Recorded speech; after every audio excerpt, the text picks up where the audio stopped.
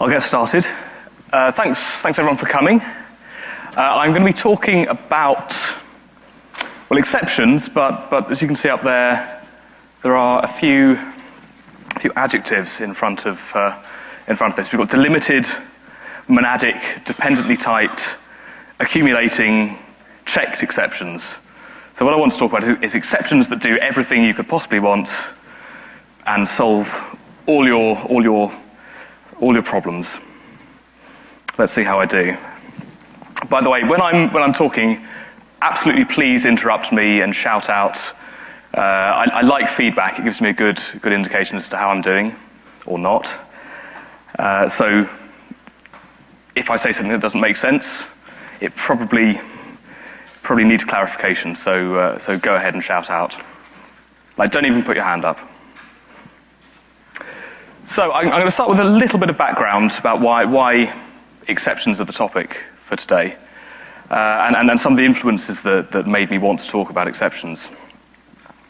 So in Scala, I think exceptions are a little inadequate. We have a language that's incredibly type safe, that goes to great lengths to provide a type system that allows us to encode many different situations and scenarios.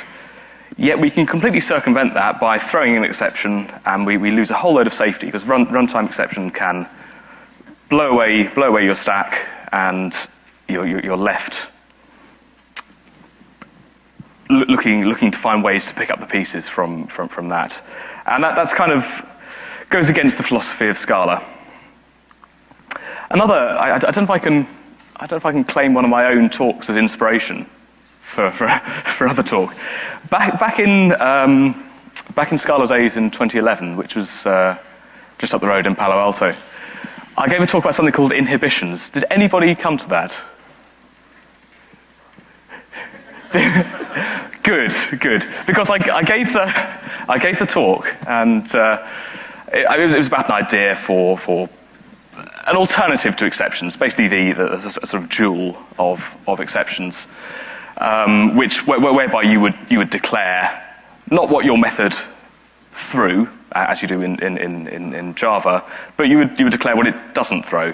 And I gave this talk, and I thought it was a really cool idea, and people in the audience thought this is interesting. I'd like to see more. And then at the end, the guy said, "Can you show me? Can you show me what you've done?" I said, "I haven't written any code. This is theory." And I think the entire audience was completely underwhelmed by the idea, and it didn't go anywhere. It needed sort of effects tracking and things that we didn't have then, and we don't really have now. Most of this talk came together as a result of seeing Christopher Fogt's talk in Boston. You're there. Yeah, so I was inspired by T-maps, type indexed maps, which Chris demonstrated yesterday and also about a month ago in Boston at NE Scala. That I thought was a brilliant idea, and I thought we could use this for dealing with exceptions. So this is the main thing I'm gonna show you today. And my motivation for doing this is to provide better exception handling or ways of dealing with errors in Rapture, which is a collection of libraries I'm writing for dealing with things like parsing and working with JSON, with XML, CSV, doing I/O processes. A lot of these things have failure cases. Parse exceptions, can't read a file from disk, can't access a network resource. So there are lots of exceptions that happen, and I want to provide a nice way of dealing with them that's general and flexible. So what have we got at the moment? We can throw, and we can try something, and we can hopefully catch any exception that gets thrown. That's been available since day one. Very shortly after people started using Scala, there was a movement to start to use the type system more to handle errors. So rather than throwing an exception, we would return none in the case where there's a failure or an option of success. Then the try type was added in about 2012, I guess, 2011, and that allows us to write a series of write for comprehensions where every line may have some kind of failure. The right-hand side of each for clause is a try, and at the end of it we get a single try, which either results in a failure or a success. We could also just use plain old either. Either has the advantage over try in that it actually encapsulates the failure type in the left branch as well as the success. So that might be some subtype of exception. And there are benefits to that, which I'll talk briefly about later. And is Bill Venners here? No, shame on him.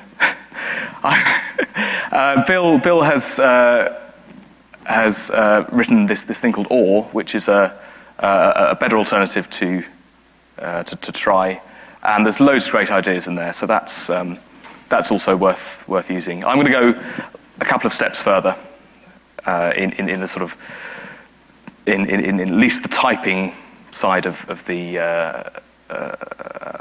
dealing with exceptions. So I'm going to talk first about modes.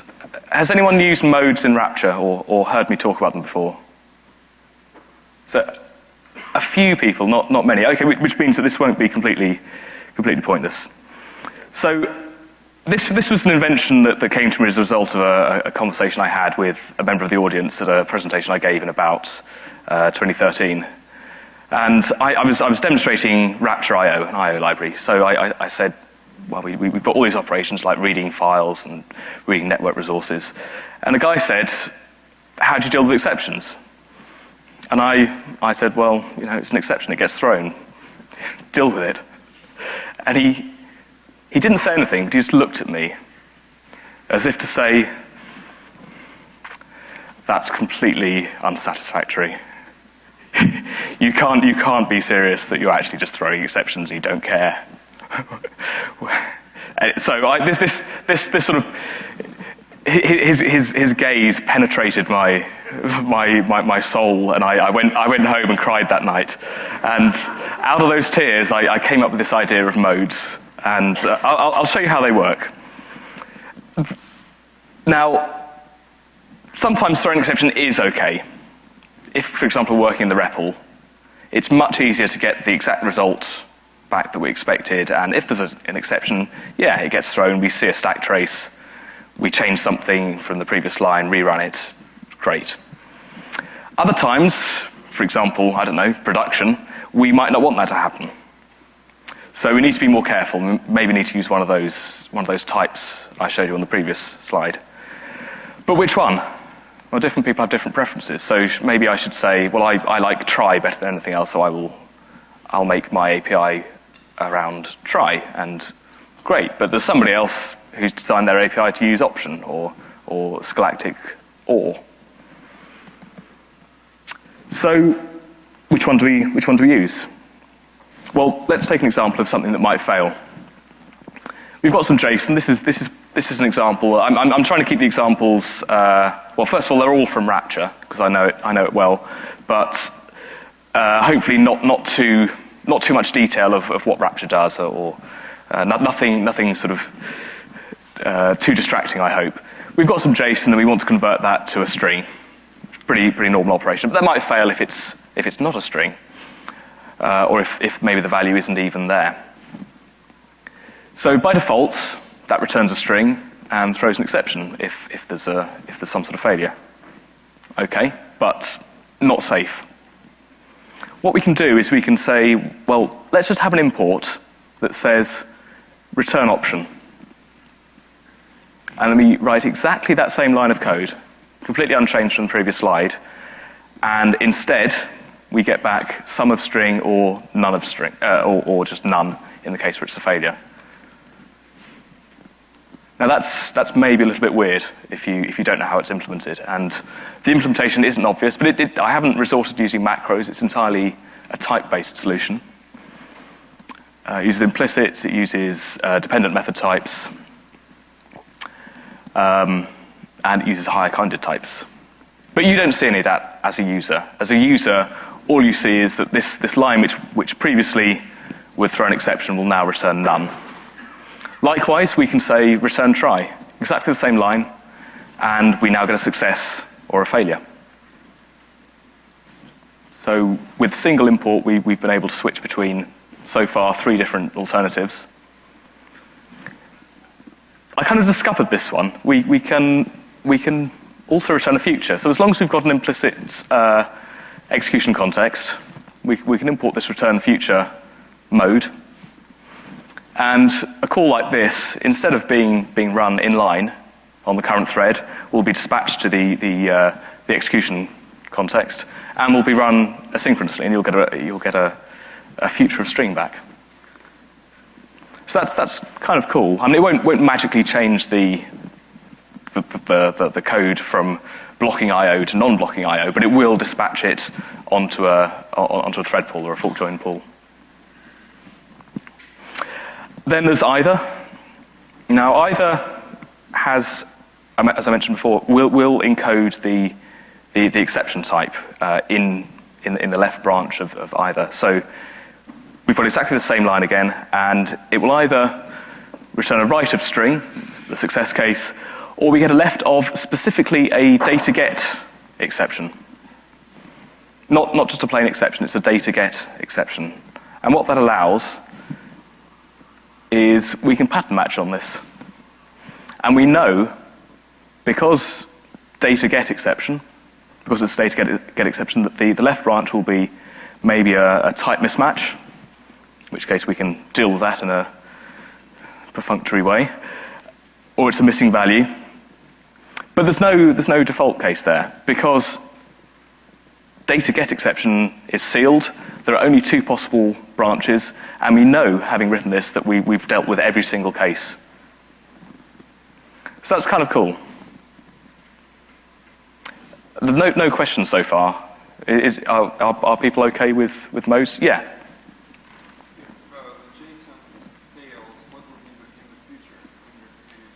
It'll be if it fails. Well, the future type will. It's got I can't remember what it is. There's a branch that encodes the failure. When you try and get the value from the JSON, well, there are different ways of getting it. One way will throw an exception, another way will allow you to get an option from it. But that's part of futures type rather than anything I've done. Can anyone? Yeah, Eugene. So this method else, how is it written exactly? Its users can make use of it. Right. Yeah. So as has to be written in a special way, and I've got slides actually right at the very end that I can talk about that. If I get to the thank you slide and haven't talked about it, remind me, because there's a few slides after that. Unless there's no time left, in which case it'll have to wait. What was the reason you used either instead of try? Because with try, we have this data get exception is not part of the type signature that's returned from the value. Try only knows that it's an exception. It doesn't know that it's specifically a data get exception, and therefore we have this exhaustivity checking on these. Okay? So you've all been very bad and waited till I invited you to ask questions before you ask them. So just shout out. So yeah, try as I say doesn't capture the exception type. Almost as if I'd anticipated your question there. So why would you use modes? Well, as a library designer, you don't know what people want to use, and you're maybe reluctant to commit to using one particular return type, or you're reluctant to only offer 1 or 2 possibilities, when actually I've shown you, I think, 5 already, and in the future there could be plenty more. So you don't have to commit. And as I say, you can support existing ones, you can support future ones, and it's a very, very general way of offering that flexibility. And as a user of those APIs, if you have familiarity with using, for example, the JSON stuff I showed there, or the Rapture IO commands, then if you have familiarity on the REPL in the default mode where you throw exceptions, you almost immediately have familiarity with the API in other modes like returning try, because this is a very standard transformation of the return type. So who's used Java in the last year? So it's probably more people than would have put their hands up if I'd asked who's used Scala in the last year when I gave my inhibitions talk back in 2011. So that's good. Though you're still using Java. Why? Anyway, let's remind the people who haven't used Java recently what exceptions are and how they work. So we have checked and unchecked exceptions, and if a method might throw an exception and that exception is typed as a checked exception, then it's a requirement. It won't compile. If you don't declare it, you must either specify that method throws that exception type, or you must handle that exception inside the method. So is that to say that we've got better safety in Java than we do in Scala? I mean, it's offering more compile time checks than the Scala offers. I'll leave that as an open question. And the other kind of exception, unchecked exceptions, which kind of fall into two categories. There's things like out-of-memory error and stack overflow, which are unchecked because they can happen anywhere, which we don't need to declare, we don't need to, there's no static checking on those. And sort of on the opposite end of the spectrum, we have things like arithmetic exception, which just kind of a null pointer exception, which are just inconvenient to have to handle. And I mean, I don't know. It seems like an exception being inconvenient to handle because it happens so frequently is kind of a mistake when you're actually going to the trouble of forcing people down a really constrained route when they have to deal with like this chunk of exceptions in the middle, the normal checked ones. So I'm not a fan of the way exceptions work in Java. Now maybe a better way of describing them would be expected exceptions and unexpected. So out of memory is kind of unexpected, it can happen anywhere. Whereas if we're trying to read a file from disk, we expect there to be some reasonable chance that the file is missing, is protected or not there. Now the problem with Java is that having to deal with checked exceptions all the time creates busy work. And the ways around working with them are, for example, rewriting method signatures. Like if you change the content of one method, you then have to change potentially the signatures of everything that refers to that method, which can be a day's work. That's not productivity. Sometimes people like to avoid doing that by hiding an exception inside another one. So they catch the exception, but they want it to be available, so they sort of hide it as a member of some other exception which is allowed to be thrown. This is particularly common when you're using inheritance and a subtype, or you can't change the throws signature. You get lots of boilerplate catching. I haven't written Java code in over 10 years now, which is great, but when I did, there was so much trying and catching all the time just to make this work. Another thing you can do is just say everything will throw exception, and then your checked exceptions become unchecked for an extra 2 words in every method signature, and you're kind of where Scala is. So that's in many ways not unreasonable. And the problem is too often it's the programmer who has better knowledge about how exceptions should be dealt with than the compiler.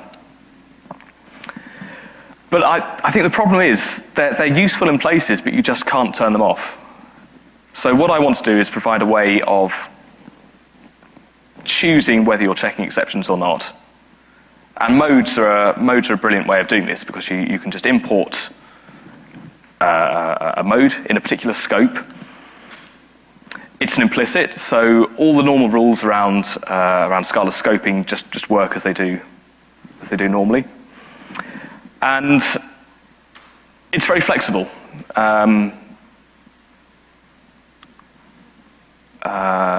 What was I going to say here? Yeah, so all the scoping rules apply. We can change modes very easily. We just import. And a neat thing you can do is you can effectively override a previous mode by importing a new one on top of it. And I use it's kind of a neat trick for doing that. You might have noticed that all my imports were wildcard imports. I had, for example, import modes.sommode._ there rather than just importing modes.sommode, which you might have wondered why that was. Well, inside each of these modes, there's a single implicit, which is the mode instance, which has exactly the same name, whichever mode it is. I can't remember what it is, but it's something like implicit, Rapture implicit mode, or something like that. Something you're never going to need to refer to, so it can be as long as you like. I don't want it to clash with anything except other modes. Because a more recently imported mode, so a later import, because the name is the same, the identifier is identical, it will shadow the previous implicit mode. So we can import whenever we like, and we never have the risk of ambiguous implicit modes. So there's never more than one in consideration. And in the REPL, this is particularly useful. So this should all fit. So here's an example of it working. We can parse some very, very simple JSON. We get this result. This is the default case. We can import return try, and this is overriding the default. We now have, when we run that same code, we get a try, and then we do the same thing again. We import return option _, and this will come back as an option. So it's really, really easy. But it does require yet another _. Now, exceptions and many of the containers for exceptions are fast failing. When an exception gets thrown, you are sort of somewhere on a stack. The exception's thrown, and you lose stack frames until you get to a catch block. You can't recover those. There's no way to get back to that position you were in before. So this is true of try, option, either, because they're all based around trying and catching exceptions. We lose the stack, we can't get it back, and there are attempts successful attempts, in fact, to avoid this. Scholastic has OR, and Scala Z has validation, both of which can allow you to accumulate multiple errors and return some kind of collection of those exceptions and deal with all of them rather than having just the first one. Now, could we do this with a mode? The answer was no a couple of weeks ago, but I've adapted the way modes work so that you can. So I'm now going to show you a list of demands for our super new exception container. What do we want? We want to be able to distinguish between expected and unexpected exceptions, or checked and unchecked, if you like. We want to be able to accumulate them like in a validation style. We want to be able to have the exception type encoded in the type of the container, like either. That's something try doesn't have. We want to put them into for comprehensions like we can with try. Oh, that was it. Okay, 4 things. So I'm going to introduce something called return, which is my answer to those demands. It's a tri-state return type. There are 3 possible branches. Can you read this okay? Yeah, that's good. It's kind of small on my screen. So, yeah, these guys have seen my screen and it's always small. So, an answer is the successful case. This is the same as success in try, or sum in option. Nothing particularly special there. Errata, This is the interesting one, which I'll talk more about later. This is a collection of expected failures in some form, which I'll elaborate on. Or there's unexpected. These are the things exceptions that we don't want to propagate through propagate up the stack, but we want to be able to capture and deal with, but we just weren't expecting them. So that might be out of memory error or stack overflow or something. Thread death. It sounds very sinister, doesn't it? Thread death. So this is a mode, or you can use results as a mode. So we just import return result, and if we do JSON.asString, what do we get? Anyone? Answer of, well, my string happened to be hello world, so we get answer of hello world. That's successful, great. Okay, what if I do JSON.asInt? Where does this end up? It's two possibilities. Errata, yeah, so that there is a failure here. We capture that failure, and this is what it looks like. This is what toString looks like. It says there's a type mismatch exception, and this is the message that goes with the exception. Thomas? What determines which exceptions are considered errata and which exceptions are... Okay, so the question was what determines whether an exception goes into errata or whether it's unexpected. If it's expected, you define the type as part of the signature of your method definition, so as part of the definition of as. I'll show you that later though, okay? One more. JSON.as map string, string. So, I mean, it's obviously not a map. What do we get here? Sorry? That's a good guess. It was actually out of memory error. Unlucky, Adrian, but that is our unexpected example. So in Rapture JSON, we've got this cool thing where we can extract a case class from a JSON object. So by defining, for example, these two case classes, we define a member, which has two parameters, both of which are strings. We have a team, which has another string, and a vector of members. Now this Rapture JSON knows that it's completely possible to extract one of these from some JSON, provided it can deal with all of the parameters in turn. So we can extract strings. That's fine. That's easy. That's fine. It can extract also any collection of something else that is extractable. Now, vectors are a collection. Great. Member. Well, I've already shown you we can extract that. So therefore, it can recursively generate all the type classes necessary to extract a team from some JSON, and that's what we write. So we've got some JSON. I'll give you an example in a second, but we just write that, and we would expect to get a team out of that. So there is my example.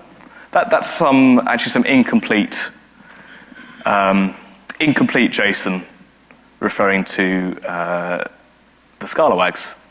I think that's all of them. So given this JSON, we try and get a team out of that. And it fails. It fails because, well, what are the problems? 3 of them listed there. And it tells us very nicely that it couldn't access name in this one here. So there's no name for Dick Wall, unfortunately. It couldn't find Heather's Twitter handle. And it couldn't find Daniel's Twitter handle. So we've got in one action we've got all of the failures in a validation style. So that's good. Now with all those failures, we probably want to recover from them. We probably want to find a way back to the straight and narrow. So the result type of that was string. This is the successful type, or data get exception, which, if you'll remember, is either a type mismatch or is a missing value. So what we can do is, given that result, we can recover a type we provide. So we're going to recover data get exceptions from that result.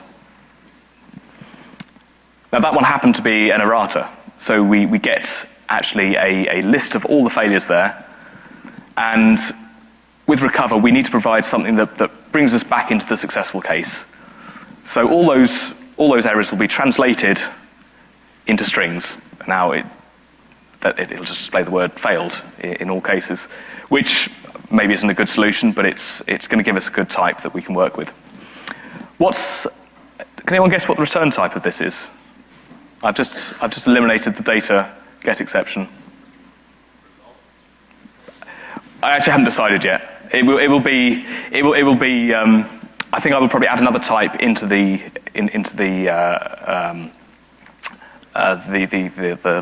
result hierarchy that allows only two possible subtypes, answer and unexpected, because we have actually just fixed all the possible errata, and we now know, it's guaranteed, we can prove it in the type system, that none of these data get exceptions can remain. Yeah? It sort of implied from what you just said that an errata can only basically cover one strict hierarchy of exception. So it can't be an illegal argument exception and a data get exception. You have to expect the exceptions for them not to be unexpected. You being the library designer, so you have some idea of the things that might be thrown as a result of calling your method. As a result, probably of you throwing those things. So if it would be possible to throw more than one type of exception, it would have to be some sort of disjunction type and then cover all that would recover. Right, okay. Yeah, that's coming up next. Multiple error types. I love it when someone introduces my next slide. So we can do other things. We can, in Rapture IO, different library, we can slurp a file. That means pull the contents of that file into a string. Now that may throw a read exception. That's problematic. We can parse some JSON from that file we've just slurped. That may throw a parse exception. And then so I put these into for comprehension. This think of the right-hand side working exactly as it does with a try type. So we try and slurp that, we get some result back. We try and parse the source, we get some JSON from that, and then we try and access. I think this was Dick's name here, and then we hopefully get back some result. What is the return type of that? Now you might assume that, well, the last thing we did was could potentially throw a data get exception, so maybe it's a result of data get exception or string. But we've completely lost the ability to have these other kinds of exceptions checked if we do that. So it's result something something. And this is where types multimaps came in, because they provide exactly the solution I wanted. So this line of things here is the return type. Those are the three exceptions that could be thrown, or the three expected exceptions, should I say, that could be thrown by that for comprehension. It might be a read failure, it might be a parse exception, or it might be a data get exception. But you have to read with as or. By the way, who came to Chris's talk yesterday? So I'm guessing about half of you. I would recommend watching the video. It's a very good talk, and he explains how this is used to represent the disjunction of the three possible types. So this maybe looks a bit weird, because you will never see an instance of, well, you probably won't see an instance of read exception with parse exception with data get exception. That does not exist in concrete values. But there's no problem with representing that in the type system. We can talk about this as a type. We can talk about supertypes of this and subtypes of this.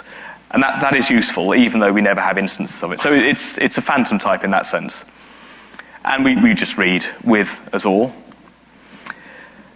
Now the errata type contains a T-map, or a typed multimap.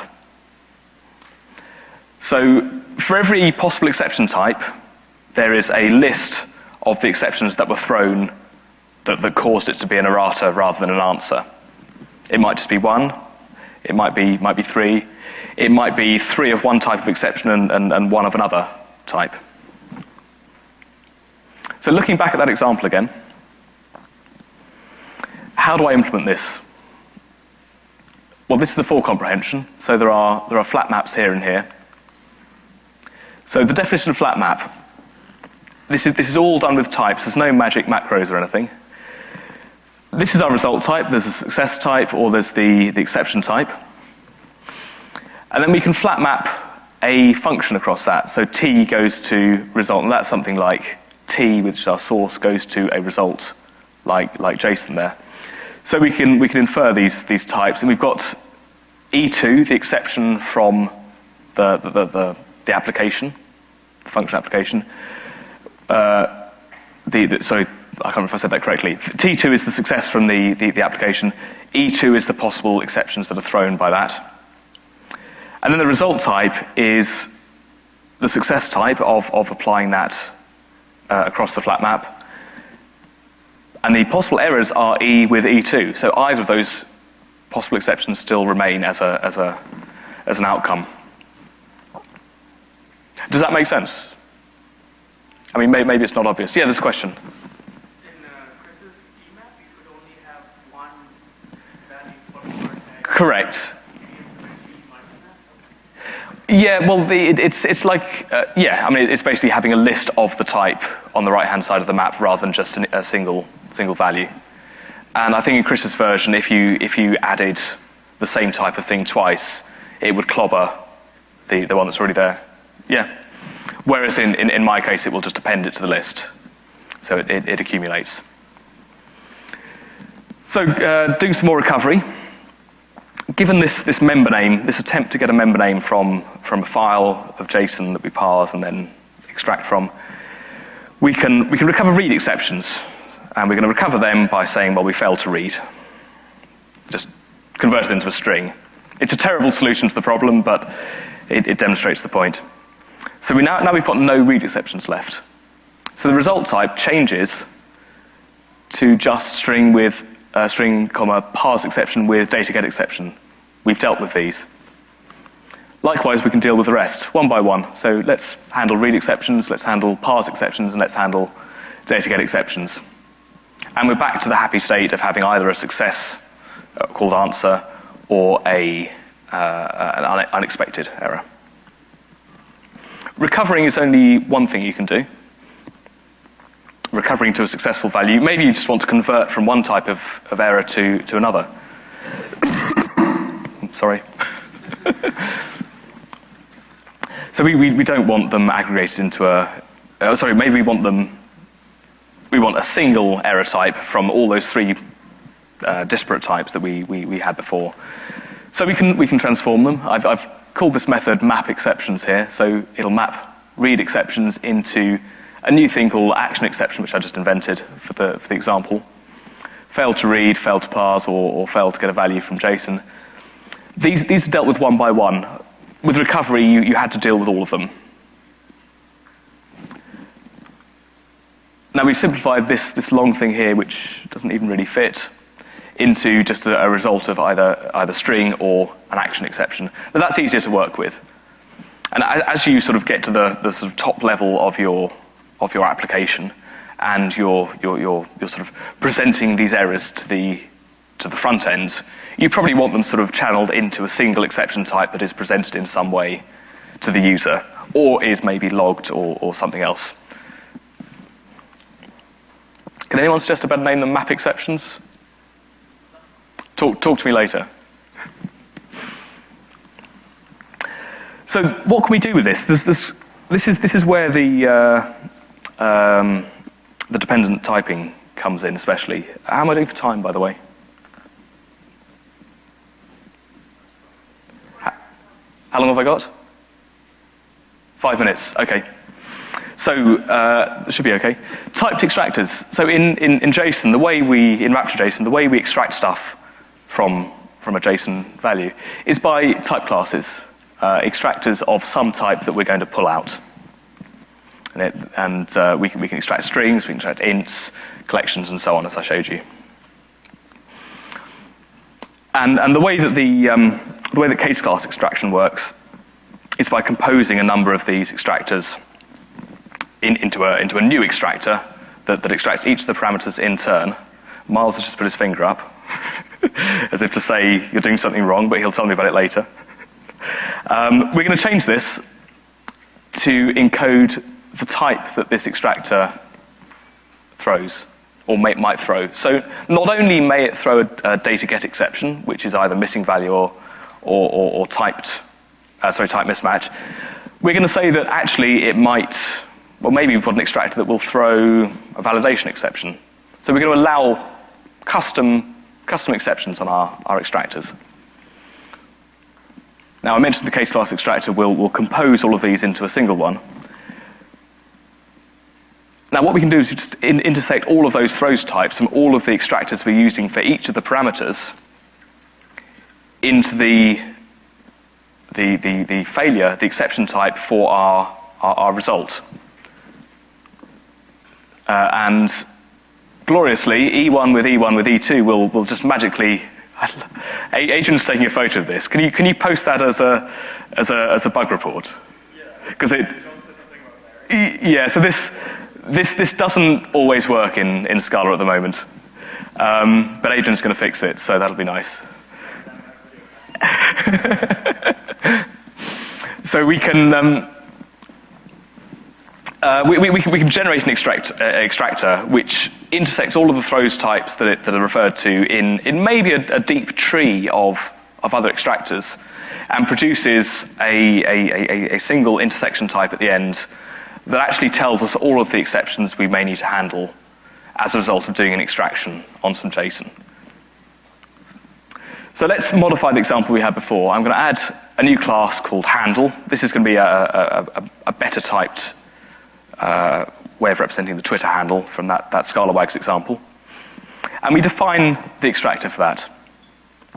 So I'm going to say, in order to extract a handle, we're going to do it, well, this way. I haven't given you the implementation, but there is one.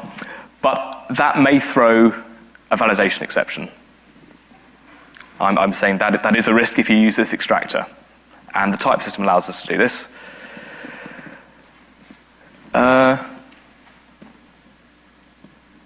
So that's what I meant to write there. Yeah, cross that line out. It's got a val. Copy-paste error. And this is the same as before, except our handle is now a handle type rather than a string type.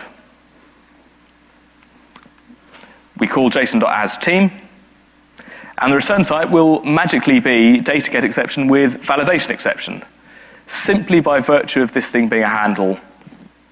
Now there's sort of a couple of degrees of separation from calling JSON.asTeam to seeing that this is actually a validation exception. But we're using dependent typing, dependent method types, to actually find the intersection of all of these, and we know that it could be a data get exception or a validation exception.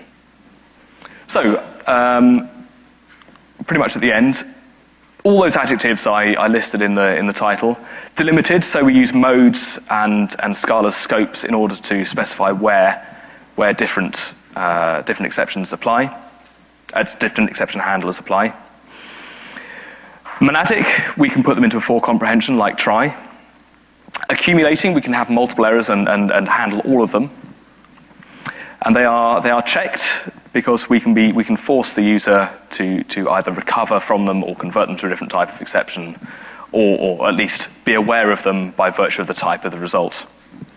And they're dependently typed as I just showed you. So from here, I've got a couple of things to do. I'm about halfway through integrating this into Rapture. So unlike my inhibitions talk where I did absolutely no actual implementation at all, I've got prototypes working. I'm confident that this can be made to work in the next release of Rapture. And one other little thing, I would like to, for example, in the example with the Scala wags errata, where we had three failures, you noticed it showed you the path into the JSON where the failure had happened. I would like the result type, the errata type, to actually handle that for you. That's something it can do. It knows when it's calling into itself and can build up, in theory, a path to the point where the failure is. So that is a possibility, but there's a bit of work involved in that. So that's it, apart from the slides I promised someone, Eugene, was it? But I'll take questions first. I'm probably out of time. Is that right? Okay, I've got 5 minutes. So I'll show you how you write a method to use modes then. There's a few things we've got to do. Say you've got a method that is doing some stuff, it takes some parameters. It needs an additional mode parameter. The return type needs to change from some t, whatever it was before, to mode.wrap of t. This mode is the same mode we've just pulled in as an implicit parameter here. And then you wrap the entire body in mode.wrap. This allows you to return this abstract high-kinded type here. It allows you to return the type that it needs, and it's actually the only way of getting that, given a particular mode instance. Any exceptions you throw, any calls to throw, and then some exception need to be changed. You need to change them to. I might have called it emit in a previous slide. No, it's the next slide that's called emit. Yeah, this should say emit. So it's the way you say this is an exception which should either be thrown now, in which case, depending on the mode, it might literally throw the exception, or in the case of the validation style error containers, it will do something else. Now, there's one thing you do have to be careful of, which is if you refer to another modal method call inside your method call, we have to unwrap that. Otherwise, we get the type we get would be an abstract type. So if we enter our method, actually maybe I'll show you the example. That's a better thing. This is what we had before. This is what we maybe have before. Get name takes a JSON value and returns a string. We call j.asString. In this particular example, that returns a string. And we're going to say if it's less than 5, then I think that name is too short. We throw that exception. Otherwise, just return the value, and this will give us a string. We rewrite that. It's a bit longer, I'm afraid. We've added the mode parameter. We're then using the mode as part of the return type, mode.wrap. This is the successful case. This is the type of exception we might throw. And then we wrap the whole body in mode.wrap. Now, if we didn't call mode.unwrap around this call to j.asString, this would take the implicit here, which we don't know what that is. It's abstract. It's some mode. And it would return a type mode.wrap of string without the name too short here. It would mode.wrap string of string comma data get exception. And in fact, I should include data get exception in there as well. That's a mistake. But this is a possible. This is a type that's abstract. We can't work with it until we unwrap it. But once we've unwrapped it, we've got a string here to work with, and then we can call this, rather than throwing, we emit instead. So those are the 3 or 4 transformations you have to make. This isn't a great example because it's a tiny little method that doesn't do very much. But in a longer one, then the burden of using modes is probably quite small. Adrian, yeah.